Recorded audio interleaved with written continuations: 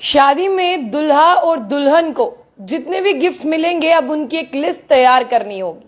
ऐसा मैं नहीं कह रही हूं, ऐसा हाईकोर्ट कह रहा है कि जब शादी होगी, यानी शादी जो है वो दुल्हा और दुल्हन की होती है, लेकिन उन्हें बहुत से जितने भी गेस्ट आते हैं उनसे जो गिफ्ट्स मिलते हैं, अब उन्हें पूरी जितने भी गिफ्ट्स मिले हैं, चाहे वो दूल्हे को मिले हैं चाहे वो दुल्हन को मिले हैं, उनकी एक लिस्ट मेंटेन करनी होगी। यानी एक रिकॉर्ड जो है वो बनाना होगा कि कौन सा गेस्ट जो है वो कौन सा गिफ्ट देकर गया और उस गिफ्ट की कितनी प्राइस है, यानी कितनी उस गिफ्ट की जो है वो वैल्यू है।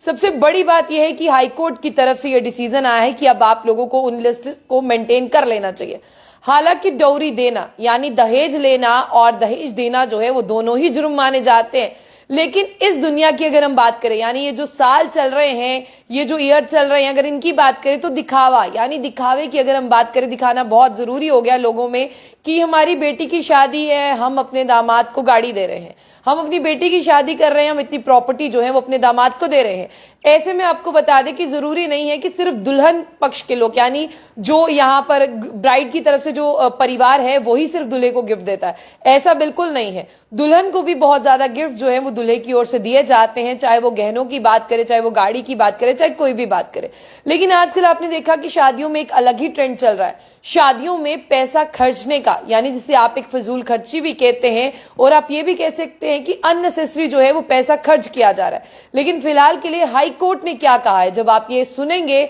तो आप लोगों को भी ऐसा होगा कि कहीं ना कहीं हाई कोर्ट ने ये जो सब सिनेरियो चल रहा है इसी को देखकर जो है वो डिसीजन लिया। इसीलिए आपको बता दें कि हाई कोर्ट कहता है कि शादी चाहे दुल्हा और दुल्हन के बीच में हो रही है, उस शादी में छोटे से बड़ा जितने भी गिफ्ट्स वहां पर आते हैं उन गिफ्ट्स की एक अलग से जो है वो लिस्ट मेंटेन होगी और उनका प्राइस क्या है, उनका नाम क्या है, ये आपको रिकॉर्ड मेंटेन करके रखना पड़ेगा। क्यों रखना पड़ेगा इसके बारे में आपको आगे बताते हैं। हालांकि शादी में जितने पैसे दिए जाते हैं दुल्हा दुल्हन को, वो तो लोग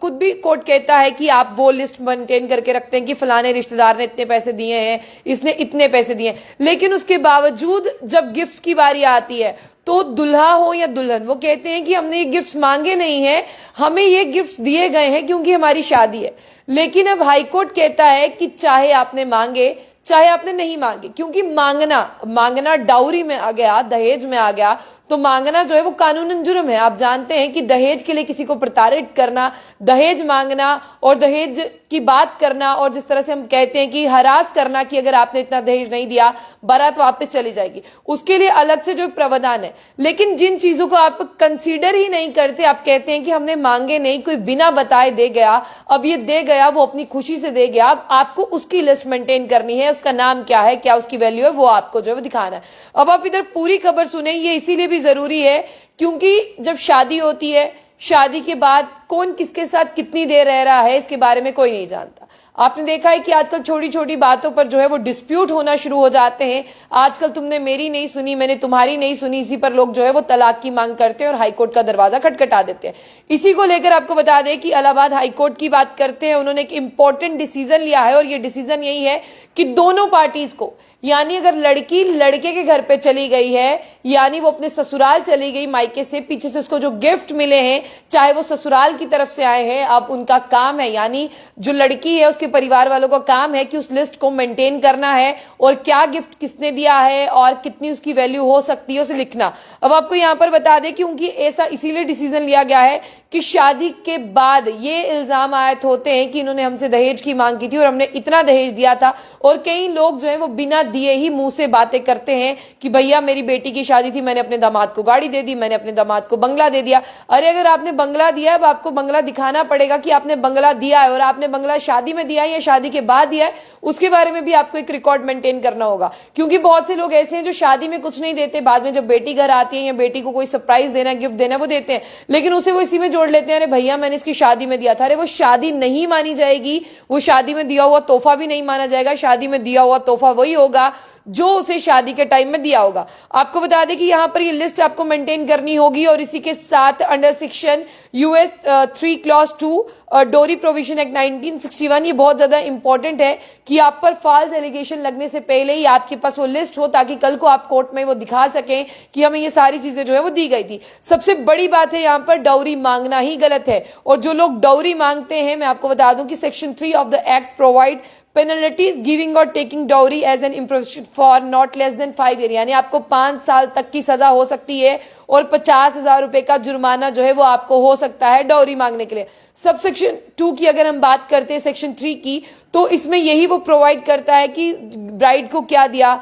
ग्रूम को क्या दिया, और ये वही डाउरी मानी जाएगी जो टाइम ऑफ मैरिज पे दी गई है। यानी अगर आप शादी के बाद या शादी से पहले कोई चीज दे रहे हैं वो डाउरी नहीं मानी जाएगी, डाउरी वही मानी जाएगी, दहेज वही माना जाएगा जो आपने एट द टाइम मैरिज पे दिया होगा, यानी जो शादी के वक्त आपने दिया होगा। और आपको ये भी बता दें कि यहाँ पर साफ तौर पर यह कहा गया है कि जो लिस्ट है वो ब्राइड की तरफ से भी मेंटेन की जाएगी और ग्रूम की तरफ से भी मेंटेन की जाएगी। और अगर आपको दोनों लगता है कि हम एक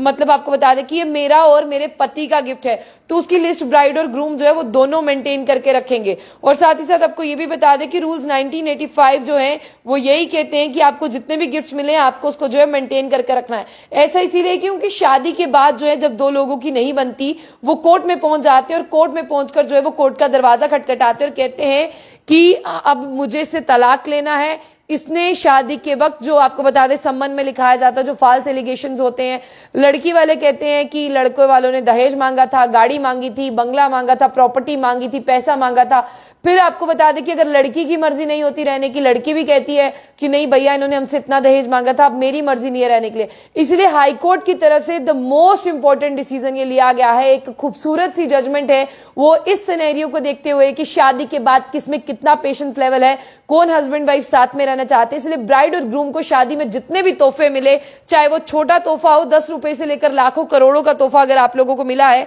तो आप लोगों को उसकी लिस्ट मेंटेन करनी है, उसका प्राइस मेंटेन करना है, वो क्या गिफ्ट है आपको वो भी मेंटेन करना है और वो किसने दिया आपको इस तरह की लिस्ट भी जो है वो मेंटेन करनी है, ताकि आप जो है वो लिस्ट आगे रख पाए। और लिस्ट आगे रखने के साथ साथ अगर कल कोई आप पर जो है वो फॉल्स एलिगेशंस लगाता है, अगर कल को कोई आपको कहता है कि आपने इतनी सारी चीजें ली हैं तो आप उन्हें बता सकते हैं। फिलहाल के लिए जितने भी लोग इस लाइव ब्रॉडकास्ट में मेरे साथ हैं, अगर वो इस डिसीजन से सही, उन्हें लगता है कि ये डिसीजन सही है, देखिए अगर आपको बात करते हैं जो शादी में आपको पैसा मिलता है, आप उस पैसे की एक लिस्ट बनाकर रखते हैं कि हाँ फलाने रिश्तेदार ने इतना पैसा दिया, फलाने ने इतना पैसा दिया था, आप सारी चीजें लिखते हैं। आप भूलते क्या है, आप गिफ्ट्स के बारे में भूलते हैं। और गिफ्ट्स की अगर मैं तादाद की बात करूं, अमाउंट की बात करूं, तो वो लाखों में, हजारों में, 100 रुपए में भी हो सकता है, लेकिन गिफ्ट तो गिफ्ट है। लेकिन फिलहाल के लिए जो एलिगेशंस लगते हैं ना, फॉल्स एलिगेशंस की दहेज मांगा, दहेज दिया, दहेज नहीं दिया, इन्होंने इतना मांगा। और सुनिए जाते मैं आपको एक और चीज यहां पर नोट करवा दूं,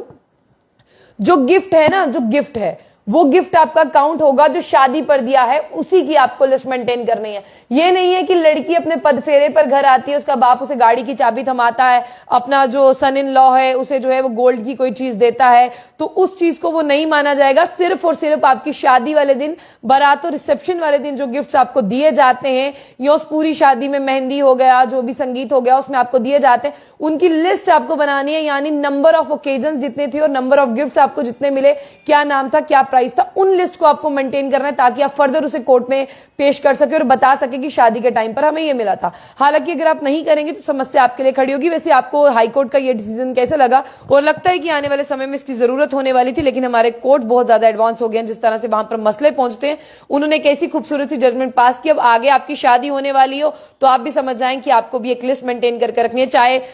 लड़की के माँ बाप करे, चाहे लड़के के माँ बाप करे, और लड़की पार्टी की तरफ से हो या दोनों की तरफ से कंबाइंड लिस्ट हो, लेकिन लिस्ट तैयार जरूर करें ताकि कोर्ट में से पेश कर पाए। जाते हो जंबल न्यूज को लाइक और फॉलो करना ना भूलें।